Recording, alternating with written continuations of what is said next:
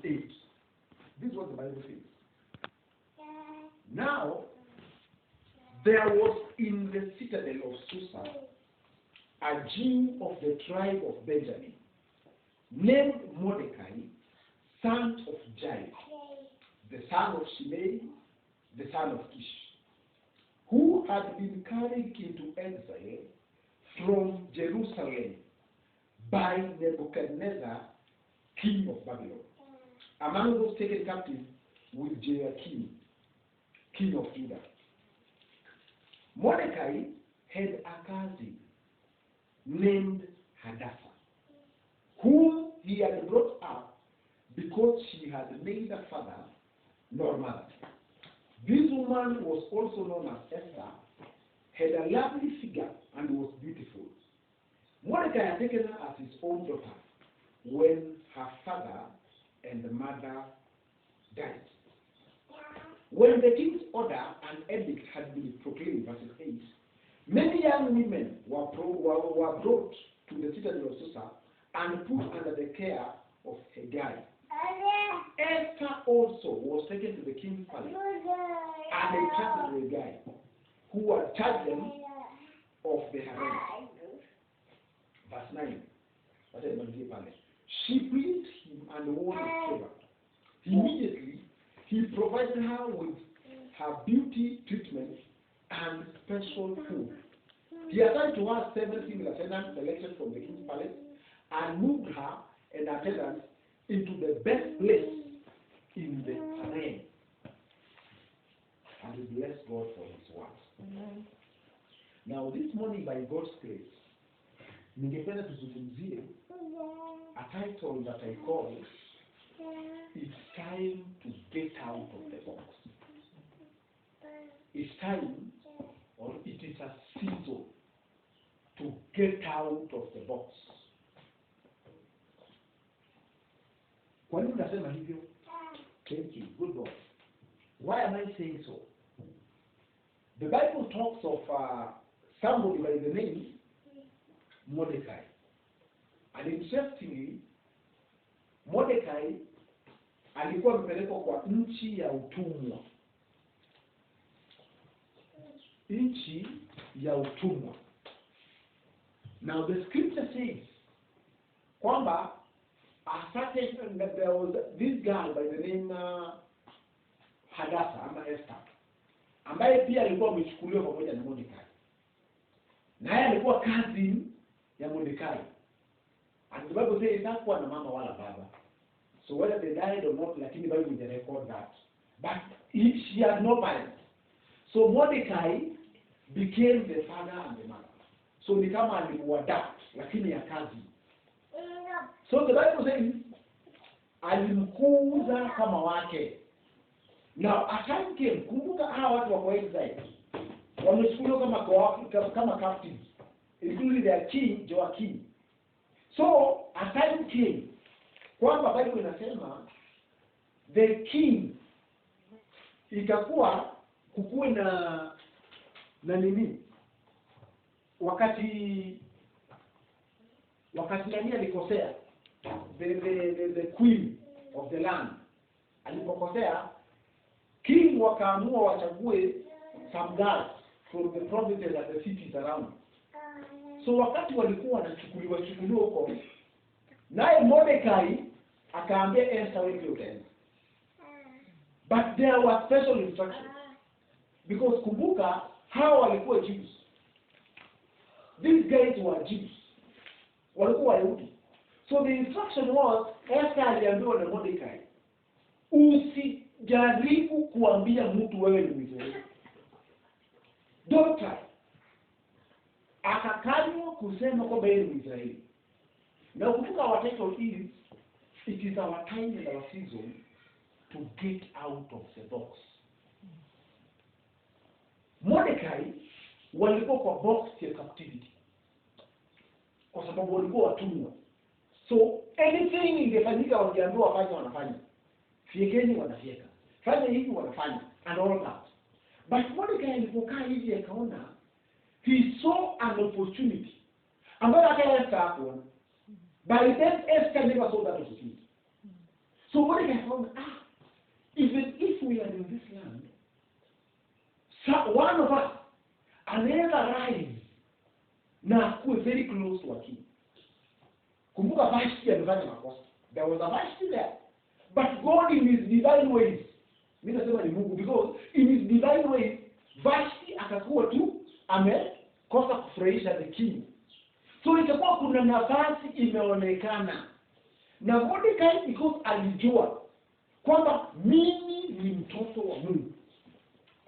Mordecai akapush the cousin. Akamwambia enda kwa hiyo nafasi. Now, nimesema kwamba we are talking about getting out of the box. Why are we talking about getting out of the box? Narudi hapo kwa swali ya Mordecai. Sisi wa Kristo, watu wa Mungu, kuna hali na vitu ambazo zimetufanya tumeingia kwa kakunzi, kwa tu boxes, kwa tu crowds. Kuna picha zingine zinasema get out of the crowd. Kuna crowds watu wameingia ndani. Sometimes I call them crowd mentality. Mordecai alikuwa kwa crowd, not by choice. Kumbuka iko sheria yao kwa kuchukuliwa captive. Walikuwa kwa crowd ya captivity. Na angeamua kukaa kama captive. By the way, it was wrong, actually. It was unlawful to present a Hebrew awe mke wa king. Wangejua Mordecai angehaniwa. But Mordecai kwa sababu alielewa season, alielewa the time. Akaelewa kwamba maybe anasema tu perhaps the Spirit of God alimnong'onozea akamwambia wewe msukume. So alikuwa na two choices. Ashikilie ile mawazo ya kikraudi yao ambao ya Hebrew. Unajua sisi ni wa Hebrew. Haifai tuchanganyike. Ndio tunazidi. Actually it was even seen kwa Mhibrania kuolewa na watu wa mataifa. It was not allowed. So Mordecai akaona bwana. Sasa hivi right now already tuko kwa hiyo crowd, tuko kwa hiyo multitude, tuko kwa hiyo nation, we are even their captives. We are slaves here. Mordecai akaamua, I will do things different. So Mordecai akasema tu, let me give it a try. Akaambia Esther, give it a shot. Na Esther alipoenda, now listen to how God operates. The Bible says, when Esther presented herself kwa hiyo harem, ama kwa hiyo palace ya mfalme ambao walikuwa wanaandaliwa. Kumbuka hakuwa kumechaguliwa mtu specific. They were just guards. So walikuwa wanakaguliwa, wanaangaliwa, wewe unaangaliwa, wewe uko na alama hivi, wewe uko hivi, wewe tabia yako si sawa, wewe uko mtekeo. So walikuwa ndio wakitolewa mmoja baada ya mwingine. Now alipoenda pale Esther, the Bible says kwamba Esther found favor with the one who was in charge of the harem. Esther aliplease ule mfalme. Not mfalme, aliplease ule mwenye alikuwa anikapa ndio supervisor kwa hiyo harem. Mpaka this guy akaamua Esther atapewa chakula tofauti, Esther atakitiwa tofauti, na hata Esther alikuwa anapewa beauty whatever different than alikuwa anapewa. Na hata akampeleka kwa the best place na akapewa 7 servants. Now listen, we imagine huyu ni servant yeye mwenyewe amerudi amepewa 7 servants wa kumwandalia, yeye wa kumshughulikia. Why? Kwa sababu naye Esther wakati Mordecai alimwambia fuata hii njia, naye akubisi. Alijua kwamba watanifuata. So it means that Esther was very keen to understand the season. So alipoingia pale alifanya kitu ngumu. Hakuambia mtu mimi ni Mwisraeli. Yeye alinyenyekea tu. Bali anasema kwamba mpaka akapendeza. So maybe I don't know what she did, lakini I just believe and outsmart the others. Mimi nilikuwa naambiwa kwamba wewe panguza hapa mpaka pale, yeye anapanguza mpaka pale hivi. Who? What am I trying to say? There are times in life lazima understand your season, because God will bring people your way. People, not angels. Mungu ataleta watu kwa njia yako ambao watakusukuma kwa the next level. Kama Esther angedharau this guy who was in charge of the harem, hangewahi fika karibu na mfalme. So ingawa alikuwa amechukuliwa ndio amechaguliwa na Bible inasema kwamba she was beautiful. Anyway, she had a good figure, ni sawa. Lakini lazima naye kuna mtu hapa ambaye angesema now this is the best. So Esther naye alipofika kwa hiyo harem, make sure win the favor of the one in charge. What am I saying? There are people God has placed in your life ambao they are the ones ambao watakupeleka kwa that special table that unatarajia kufika. Na hao watu you must win their favor. Lazima understand how watu huyu mtu correct naye aje. Ni nini anapenda, nini anataka? Kwa sababu ni watu. Let me tell you, the challenge with Christians, the reason why Wakristo wengi wanabaki kwa box, kwa kakuni, kwa ile ukawaida ya asili ya binadamu, ni kwa sababu wengi wanatarajia Mungu hashuke, wamuone Mungu akiwatoa kwa hiyo hali. God sometimes presents people your way. Usidharau watu, no. Hao watu ndio watakuingiza kwa hiyo level. Hao watu ndio watakupeleka kwa hiyo hatima. So when God brings people, wakati unaomba, unasema Mungu nifungulie jini. Anza kufungua macho. Because hapo katika hiyo maombi yako, Mungu atatuma mtu.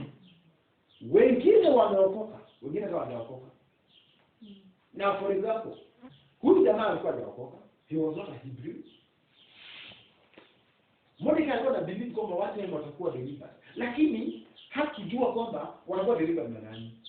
So God kumbe alikuwa amekusudia the same king ambaye amewachukua akawapeleka kwa utumwa.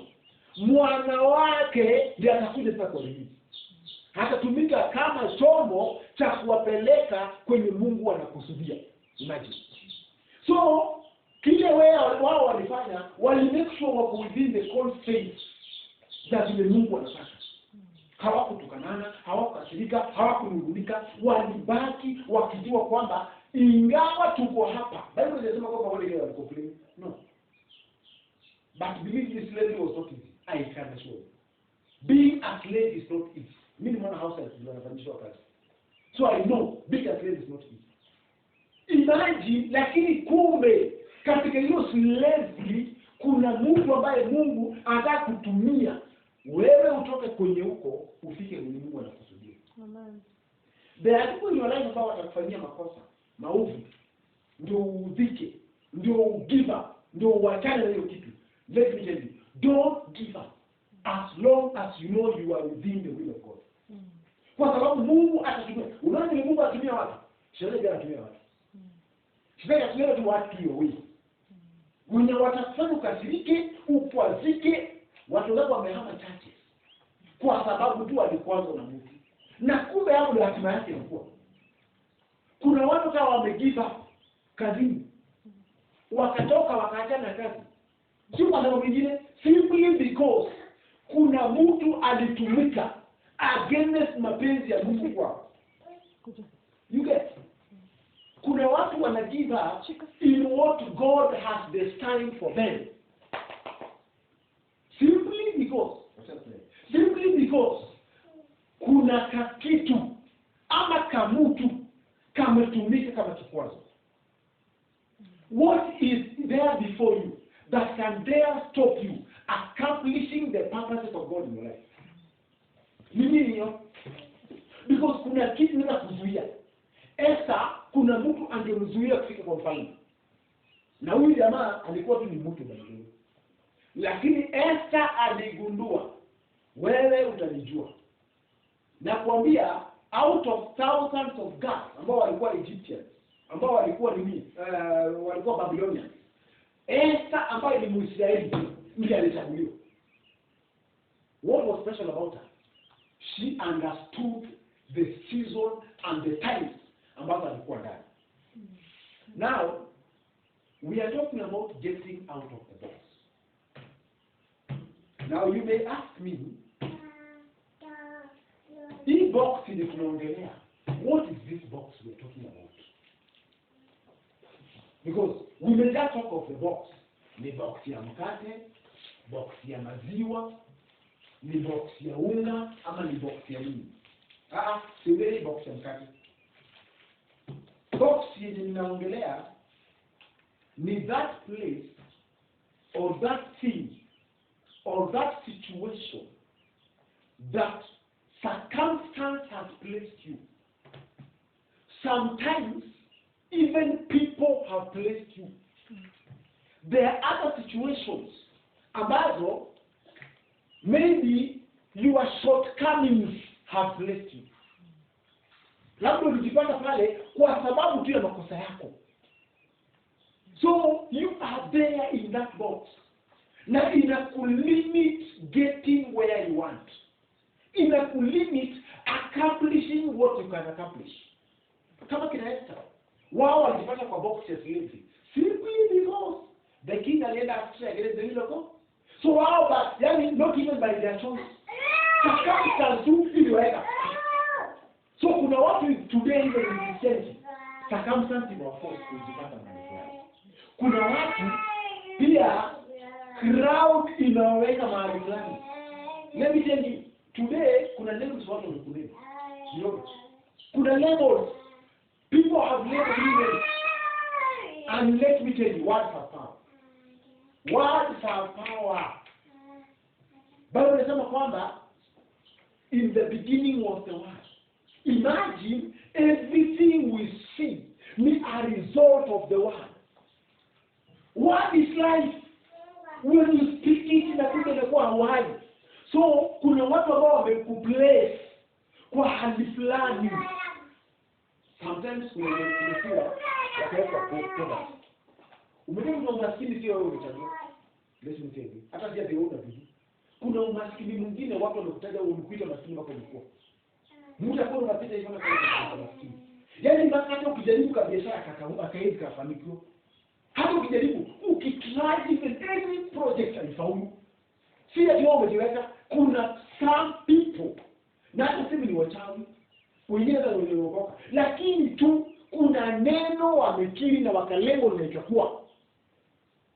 Haya, kuna watu hata by the way, kuna watu interestingly wamekuwa labeled names.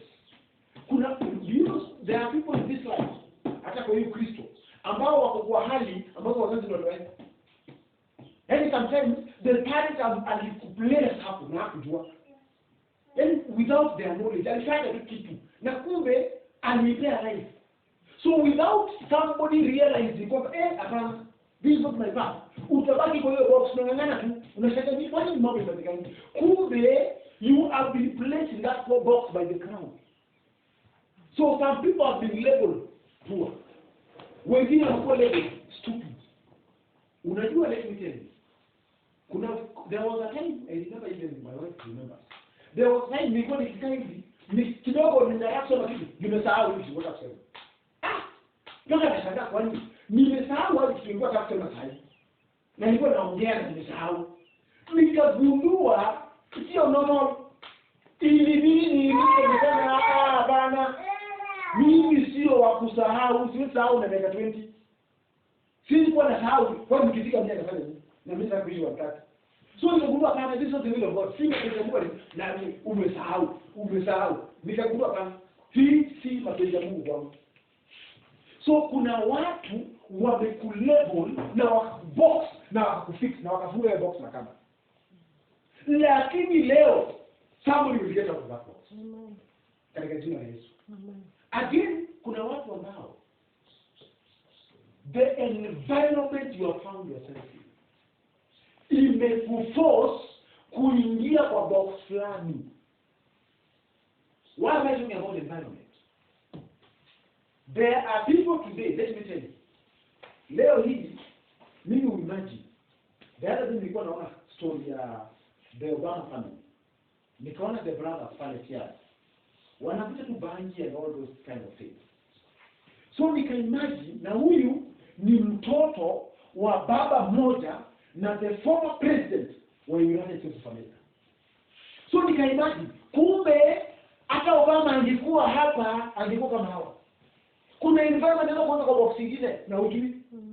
Maybe hata ndugu ya Obama anaweza kuwa hata kama president hapa Kenya. Who labda anaweza kuwa kama. Lakini kwa sababu environment yenye amekuwa amejipata akakuwa hivyo akakuta tu bangi na mimi mpaka amekuwa hivyo. So ukimwona ni mandevu wa nyoi amekaa tu fani mpaka anacomplain bwana wa Indianji and all that. Imagine he is complaining na hizo mama yake ambao ni shosho tayari amepewa sio ambassador ya nini wanaita mama yake ya Facebook. Inakuonyesha kwamba huyu si shida sio mama, shida ni yeye. Ni yeye asaidika. Ni yeye ajaenda akasema kwamba mimi by the way bro nisaidie in this way. Haja ni present. So what am I saying? Kuna environment that can box you, that can shape you. Lakini hii yote by the grace of God you can get out of it. Kwa sababu Mungu amekusudia. But there are two things about the movement. Kuna mambo mawili ambayo ni muhimu sana lazima ugundue. Bible inasema kwa Yeremia 9:11. Let me read this scripture. What tunapenda kuquote. Yeremia 9:11. The Bible says, ningependa kuquote, naweza kuquote lakini watatuisoma. Jeremiah 29:11. Bible inasema hivi. The Bible says, for I know the plans I have for you, declares the Lord. Plans to prosper you and not to harm you. Plans to give you hope and a future. Now this is God speaking. Na Mungu anasema agenda yake kwa maisha ya watu wake. Yaani mpaka amepanga. Unajua interesting niliwaambia watu mahali watu wa Mungu life zao ni kama movie. You get? The way movie inakuanga ndio vile kitu iko. Yaani inakuanga ni kama stereotypes. What we are living today already Mungu ameplay. Alafu amekupeleka in the big hapo kaanza. God played it. Akaona vile utashinda hizo mavita. Akaona vile utakuwa mkubwa. Akaona vile utakuwa mbele. Anaona yani Mungu ameplay hiyo yote. Alafu anakurudisha hapa nyuma. Then anakwambia sasa now issue. So our life kuna vile Mungu amelipa kanai. Iko na plan. Iko na future imejawa na hofu. Lakini sometimes kwa sababu kuna adui atakuja na atajaribu kuthwart the plan ya Mungu kwa maisha yako. Na vile anakuwa by kuchukua kile Mungu amekusudia na kukufanya wewe uone ni kama where you are ndo mwisho. You get? Anachukua naiba. He steals your ability to think out of the box. Anatoa ile mawazo yako ya kufikiria. Unaanza kuona things from where you are. You don't now see things you don't see things the way they are, you see things from where you are. Kwa sababu ukiona things the way they are, utakuwa unaona tu vile inaenda ikidunia. Kama sasa hivi ukiangalia the country na kaida the world at large, utaona vile corona itaua. Unaona vile itafanya nini? Unaona vile uchumi itaenda chini. Watu bilioni kwa daisha kazi and all that. Lakini ukiona vitu vile Mungu anaona, utaona watu wenye Mungu alibariki. Hebu imagine now, let me ask you. What wanasema corona itaua itafanya nini? Ni gani mbaya kama maji kuzamisha dunia mzima? Na bado tunakuwa na hofu kwamba hata maji yataishi. Na aliishi baadaye na watu wake wasita. Hebu imagine watu sasa wanasema roho economy inaenda chini. Ndio economy inaenda chini lakini tawala itabaki imesimama. Sijui barabara itabaki. Ile barabara ili kubaki. Jamani bado bila economy bila government nibaki yeye na watu wake watatu. Imagine. Noa na watu wake watatu hivyo na wake zao sijui. So hebu imagine yani dunia ilisha wakaanza square one. So gani ndio kwa mbaya kama hiyo? So ukimagine corona, imagine hiyo. Ile ilikuwa wazi hata corona, ile inakuua live. Unaona ndio imagine nimeliza hivi ukiona. inabeba watu, manyumba, manini, magari, vitu zote zinaisha for almost 6 months. Alafu sasa inaisha, wanajipata on dry land, wanaanza life afresh na Mungu. So mimi nakwambia leo, there is nothing that can drain you as long as unaelewa kile Mungu amekusudia na maisha yako. Hiyo alinataka kuzamisha. Let me tell you, you will float above it. Kama Mungu yeye kausha maji, atafanya float. Kuna picha moja alisema hivyo. If God cannot stop the flood, then you will float on top of those floods. Kwa sababu yeye ni Mungu wa upande wako. Emmanuel God is. Yeye ni Mungu Baba, Mungu pamoja nasi. So here the Bible says kwamba huyu jamaa anaitwa Mordecai alielewa, akaambia Esther give it a shot. Na usiambie mtu wewe ni Mwisraeli. Don't usifungue mdomo wako. So nimegundua kumbe in life there are things you're not supposed to tell everybody. Kuna siri zako you are not supposed to tell the world. Let them know when you are out of it. Wasema, nakumbe kumbe ni Mwisraeli. Nakumbe before they realize you are on the other side of the lake. Utakuwa unawaambia kwamba sasa muone mbele, muone Mungu. Ndio sasa kubakubali because sasa watakuwa wanaona nyuma, wanasoma number plate. Wacha wakusome number plate. Isikuwe sababu wanasomea mbele. Sometimes the world ni vizuri wakusomea nyuma. Esther angesema ili Mwisraeli angedisqualify. So ilibidi nyamaze. Kuna watu wamejipata kwa mashida kwa sababu ya kuongea sana. Joseph, now for example, Joseph anaota ndoto.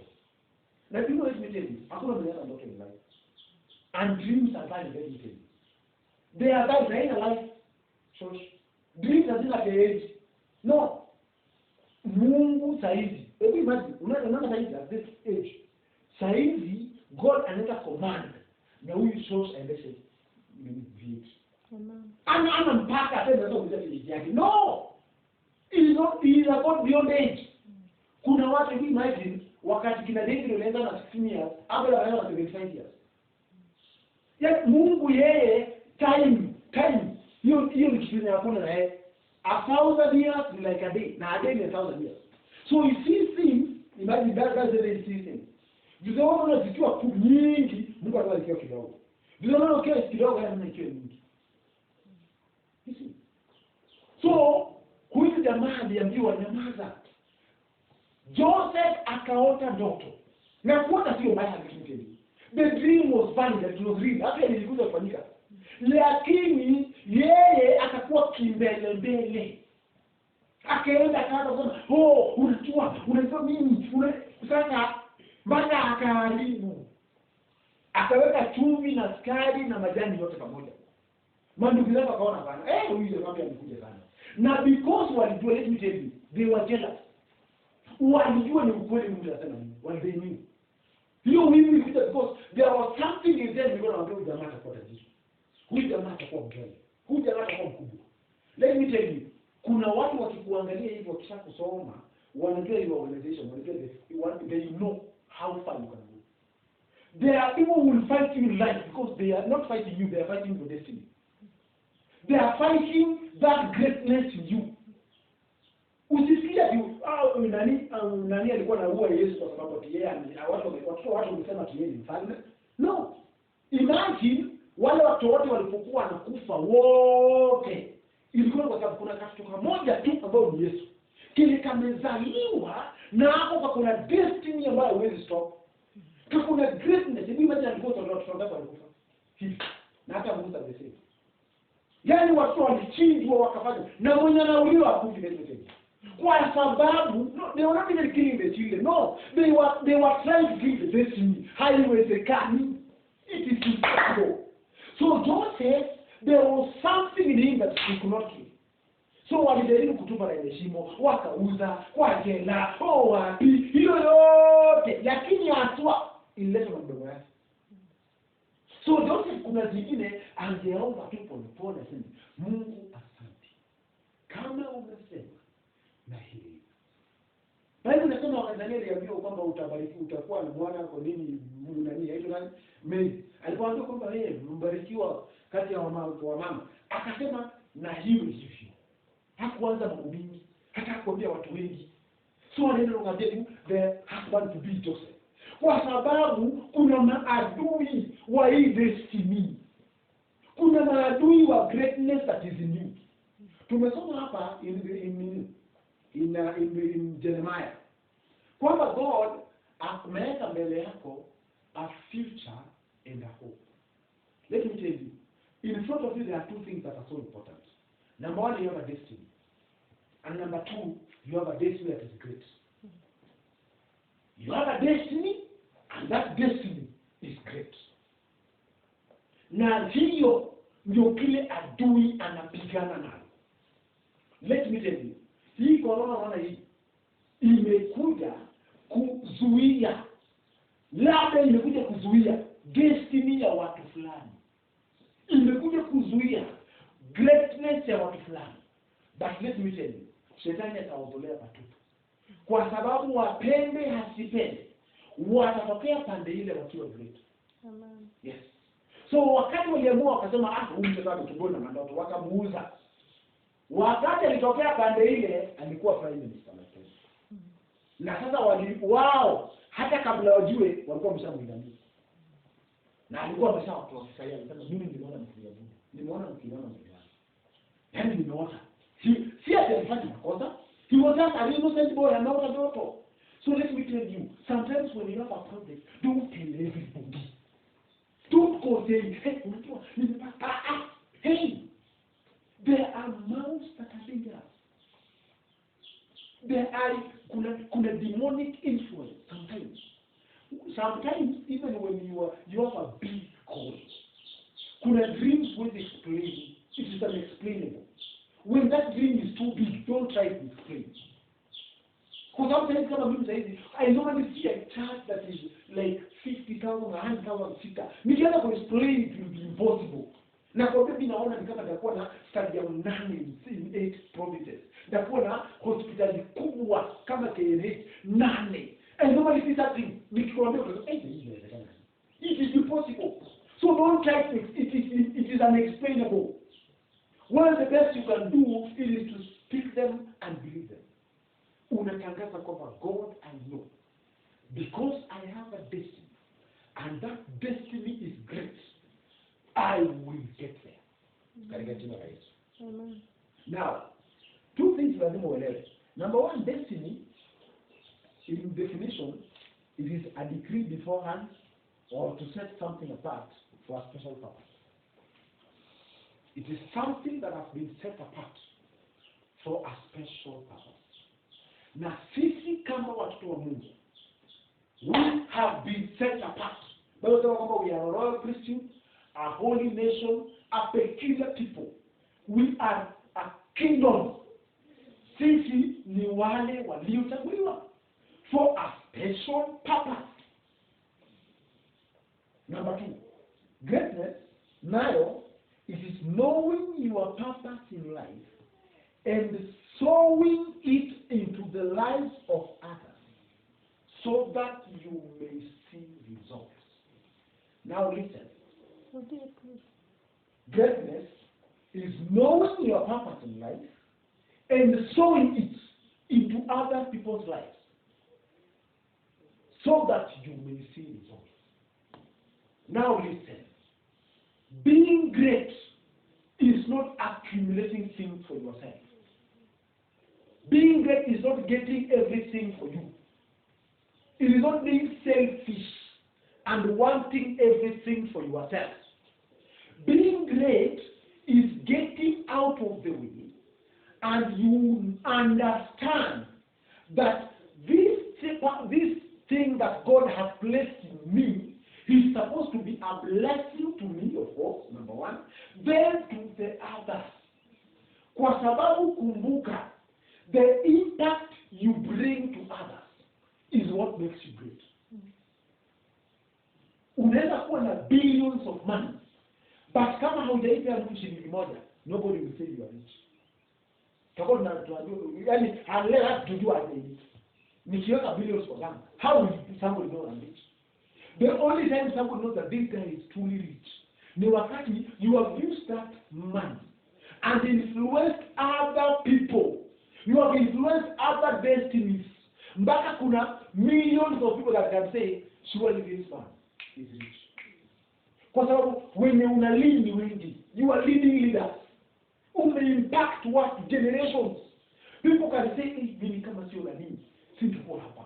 Then kwa sababu you have been used by God to be a blessing to others.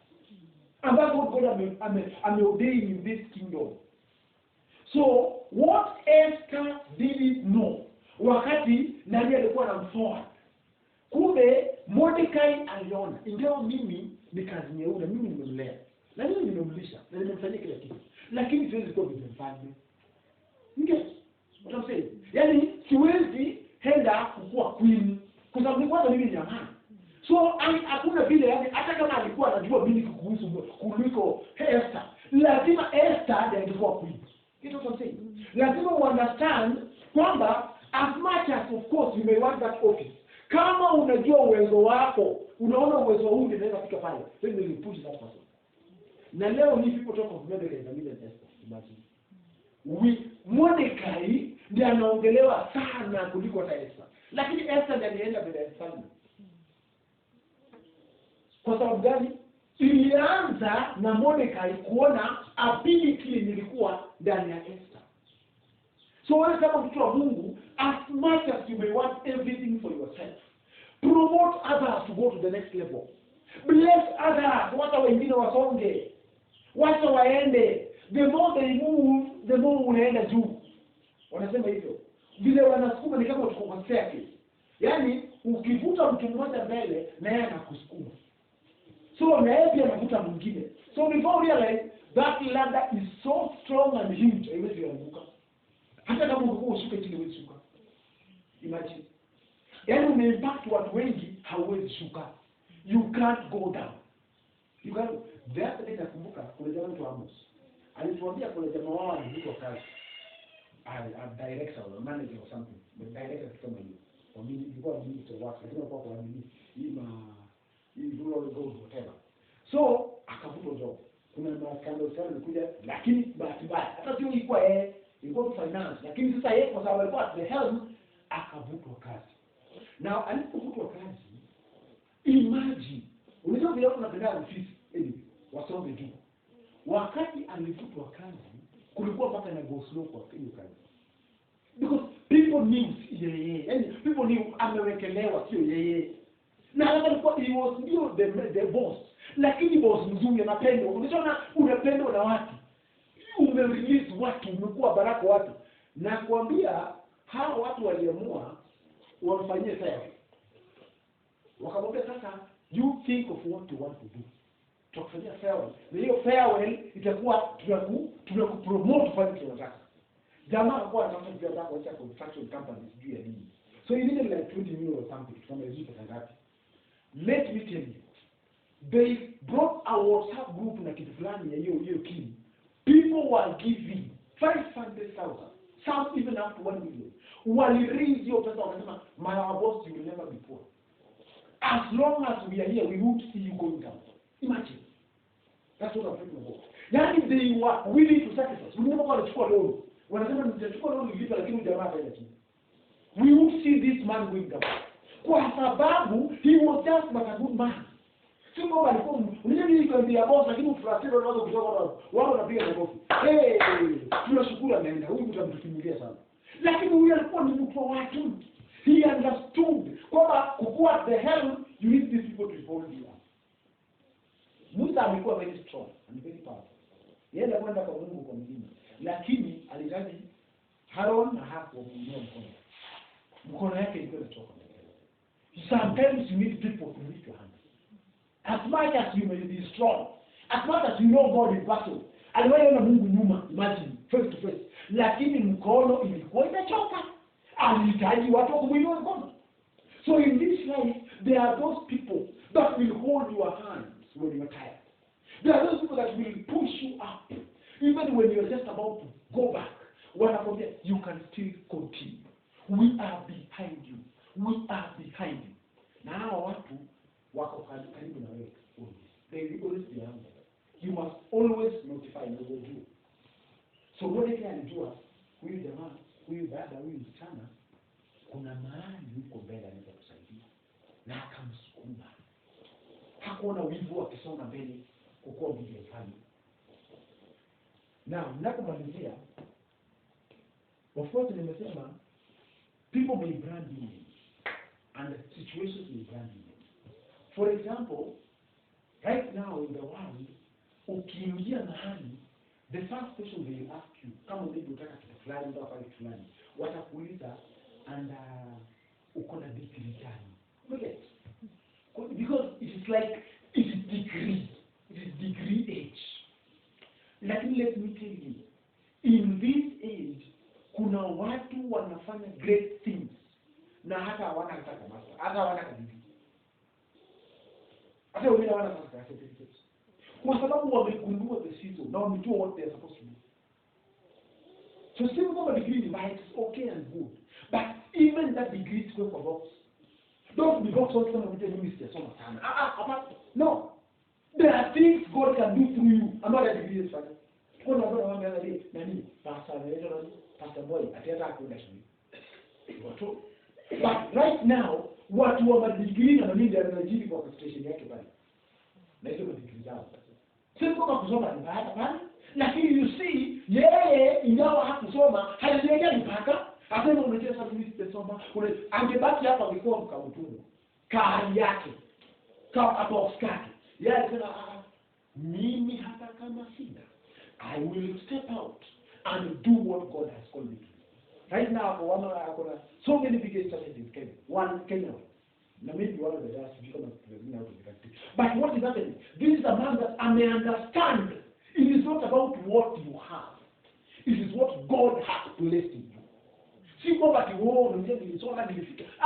Hii hata kusoma isiwe kwa box. Napomalizia, kumbuka tunaongelea it is time to get out of the box. Napomalizia, 3 things. How to get out of the box. Because kumbuka nimekuambia, kuna a mentality that people have. Kuna a crowd mentality. Kuna an environment mentality. Kuna that box mentality that the church plainly imejipata kibahati mbaya iko ndani. Yani the way the world is talking is the way they are talking. The way the system inafanya kazi ndio vile pia wao pia system inawafanyia kazi. Now ninapomalizia ningependa kuzungumzia mambo matatu. Number 1, how to get out of the box. The first thing, you must see the potential in you.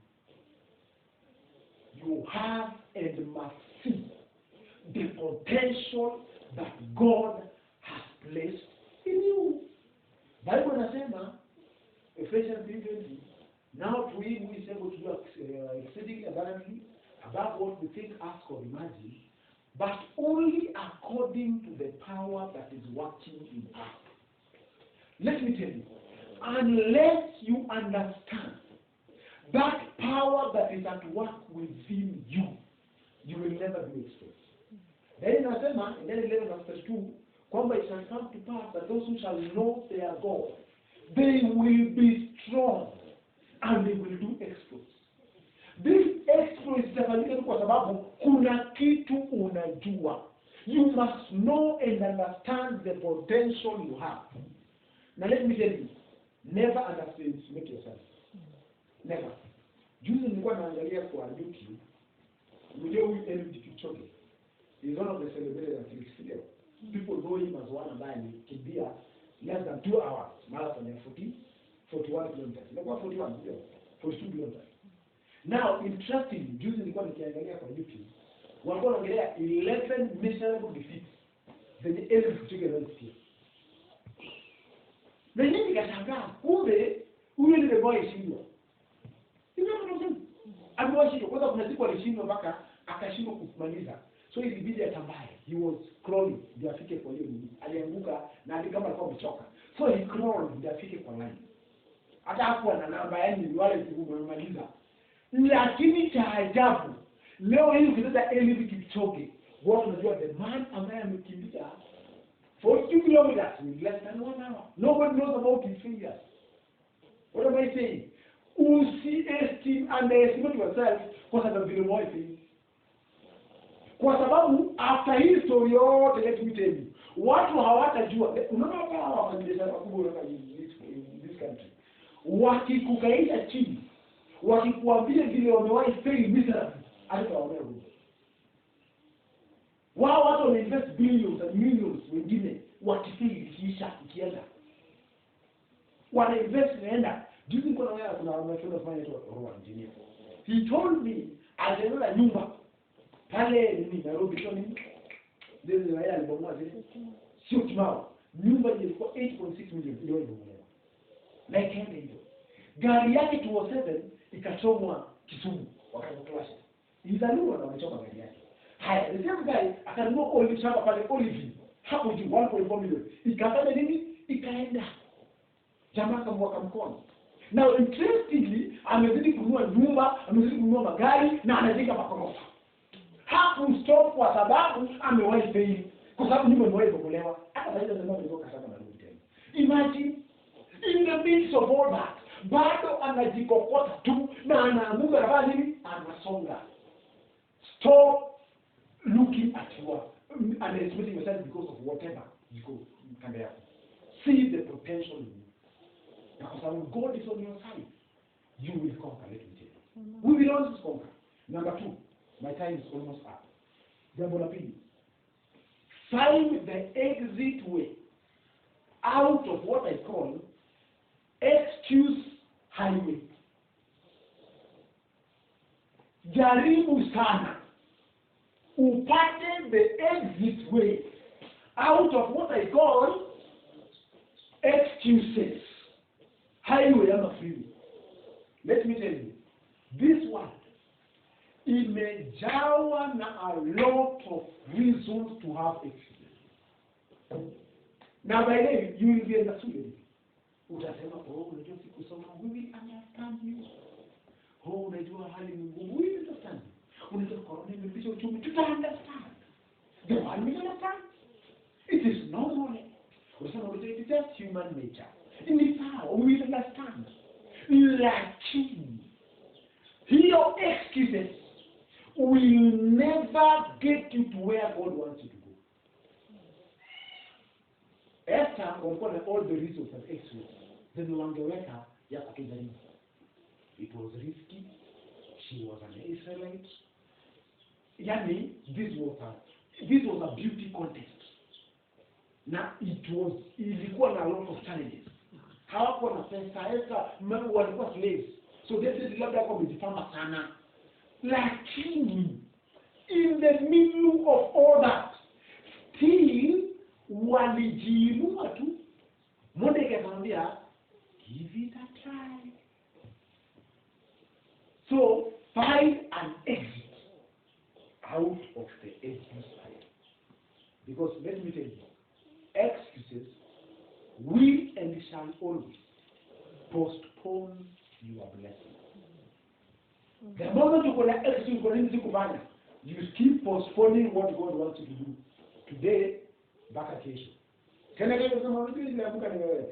inatoka hiyo siku, and you will always postpone what God ameweka mbele yako. Now, several things you must note about excuses. The first thing about you will get, excuse, it will cover up for your own mistakes. But there one way out of kutoka ndani, utata excuse ya kuexplainia watu. Let me tell you, this life, don't try to make people understand. Si watu wakuelewe. Hii life inaishia mara moja ndio. Ile tena rehearsal. Aidha kwenye tunafanya kazi alafu tunafanya nini? Tunaenda kwa tunafanya practice hapa nyuma, alafu unafanya backstage, ndio unaenda kwa stage. No, hakuna backstage. Ila Mungu amekuwekea na ndio sasa roho taratibu na hapo ngoto unafanya. So hatuna rehearsal unafanya, no. Ile lazima ukue within time. Because time is money. Baba sema kwamba redeem the time because the days are evil. In the future, you must redeem your time. Lazima ujue kwamba mimi time yangu nafanya hivi. hii mwaka ni lazima nifanye hii season nifanye hivi, na unapanga ile beyond corona. Sio lazima ulize sasa wata corona ishe ni gani. Whether iko ama isiwe, you will get to your destiny. Amen. And you will be great.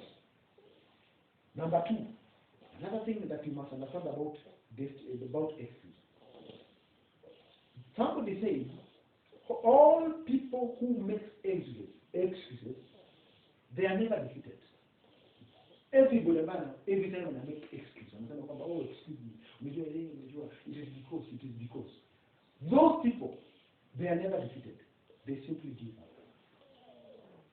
Umejua kile utafanya, you will postpone it until ifike mahali uone kwamba mimi siwezi. Lakini si kwamba hawezi. Ni wewe mwenyewe ndio umejiconvince hawezi kujua. Kwa sababu wewe mwenyewe tunaispire, you will keep saying,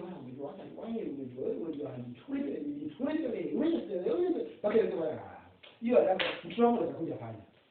Hiyo leta mjukuu wangu. Leta Mungu alisema hata hii baraka ni yangu na mjukuu. So unaweza kupelekea ile generation. Na yenyewe unaikadi forward inakuwa hivyo. So wengi si kwamba walikuwa defeated.